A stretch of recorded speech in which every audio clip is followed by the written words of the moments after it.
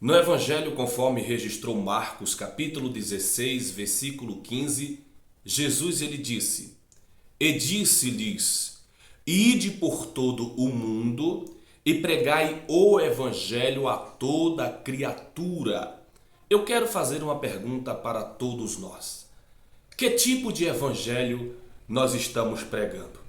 Todos nós, um dia alcançados pelo Evangelho, nós fomos convocados por aquele que nos alcançou a também darmos de graça aquilo que um dia nós recebemos de graça, conforme registrou Mateus, capítulo de número 10, versículos 7 e 8, que diz: E indo pregai dizendo: É chegado o reino dos céus, curai os enfermos, limpai os leprosos, ressuscitai os mortos, expulsai os demônios, de graça recebestes, de graça dai.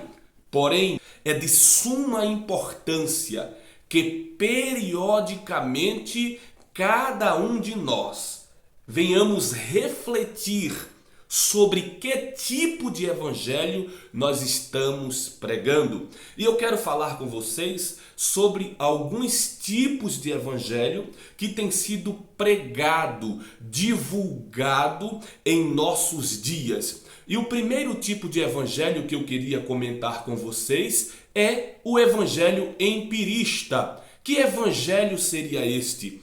Evangelho empirista é a doutrina ou sistema filosófico segundo o qual todo o conhecimento provém unicamente da experiência, limitando-se do que pode ser captado do mundo externo pelos sentidos ou do mundo subjetivo, pela introspecção.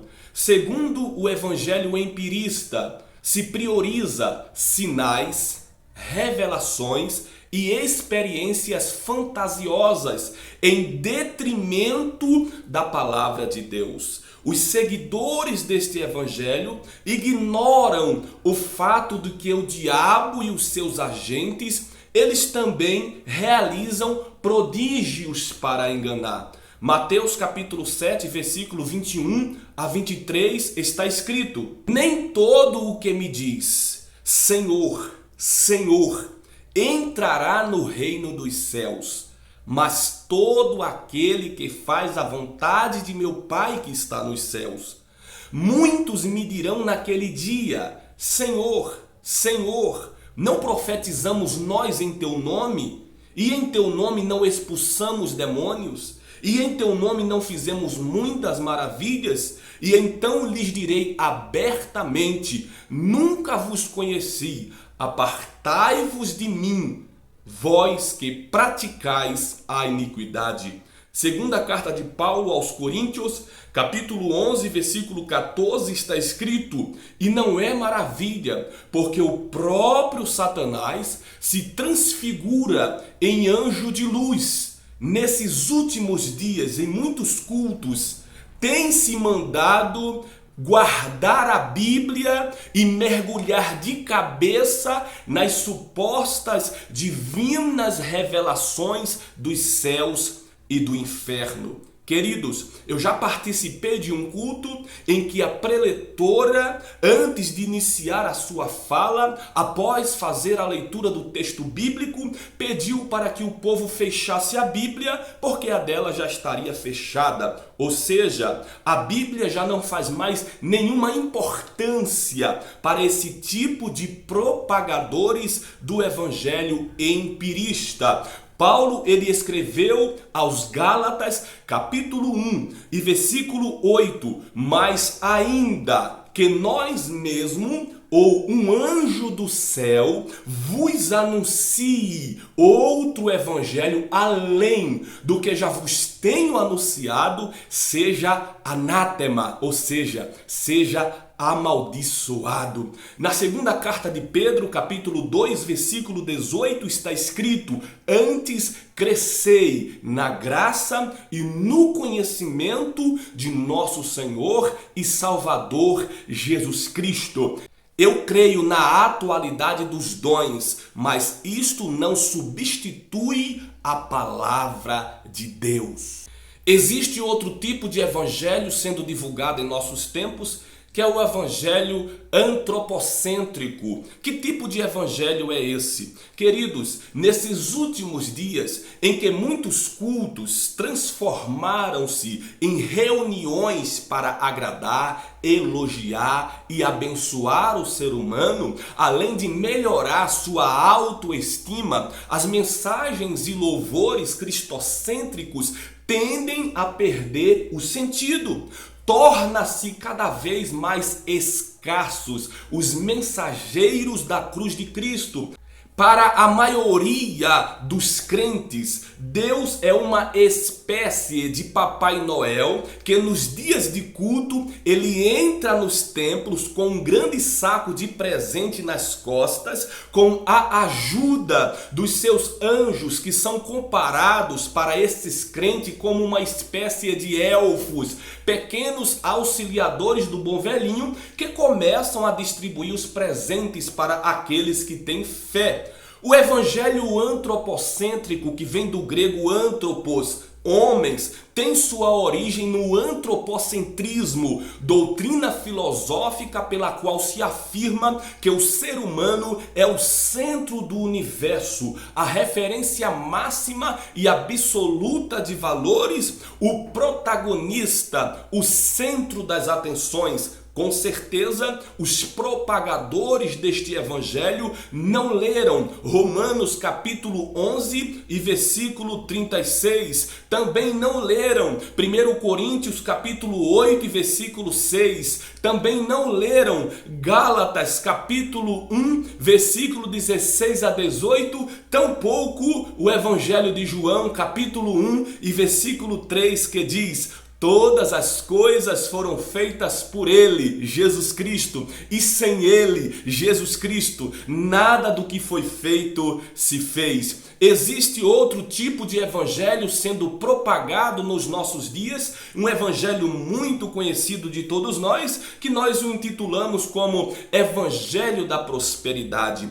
Que evangelho é esse? Os propagadores do Evangelho da Prosperidade, eles centram-se em verdades pela metade, portanto fora de contexto, e isso tem levado muitos crentes a pensarem que só passarão por provações e dificuldades se um demônio ou um encosto da miséria estiverem por perto. De acordo com este evangelho, ser cristão implica ter uma vida abastada, longe dos problemas e enfermidades. Essas pessoas que defendem essa teologia, esse evangelho, nunca leram João capítulo 16, versículo 33, que diz: tenho-vos dito isto, para que em mim tenhais paz. No mundo tereis aflições, mas tende bom ânimo. Com certeza, os defensores deste evangelho nunca leram as cartas de Paulo, as epístolas pessoais de Paulo.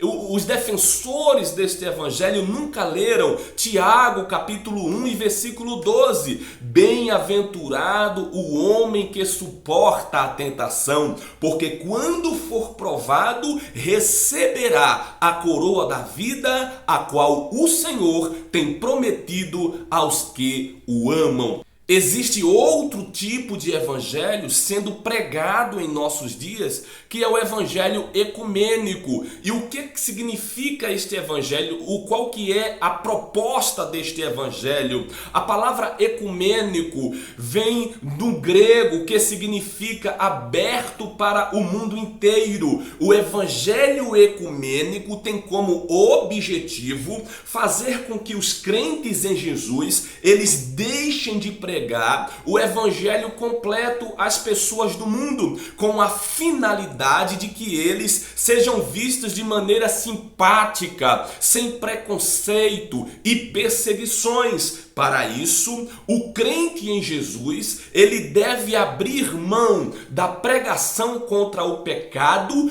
priorizando a imparcialidade em detrimento da verdade. Com certeza, os pregadores deste evangelho, eles não leram Mateus capítulo 10 e versículo 22, que diz: e odiados de todos sereis por causa do meu nome, mas aquele que perseverar até o fim, esse será salvo. Existe outro tipo de evangelho sendo divulgado em nosso tempo, chamado evangelho teológico-cêntrico. O que isso significa? Os defensores deste evangelho se baseiam no que os teólogos afirmam e não no que a palavra de Deus diz. Nós não somos contra a teologia inteiramente nas escrituras. Esse falso evangelho valoriza mais os pensamentos teológicos do que as verdades da Bíblia,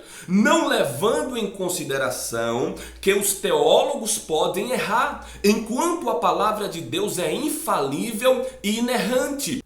Com certeza os defensores deste evangelho nunca leram Marcos capítulo 13, versículo 31, quando Jesus ele disse: passará o céu e a terra, mas as minhas palavras, disse Jesus, não passarão. Embora os adeptos do teológico-centrismo façam da teologia a sua fonte máxima de autoridade, somente a palavra de Deus é inerrante, infalível e incontestável. Segundo Timóteo capítulo 3, versículo 16 a 17, quando diz: toda a escritura é divinamente inspirada e proveitosa para ensinar, para repreender, para corrigir, para instruir em justiça. Também está escrito em Hebreus capítulo 4, versículo 12, porque a palavra de Deus é viva e eficaz e mais penetrante do que qualquer espada de dois gumes e penetra até a divisão da alma e do espírito, das juntas e medulas, e é apta para discernir os pensamentos e as intenções do coração.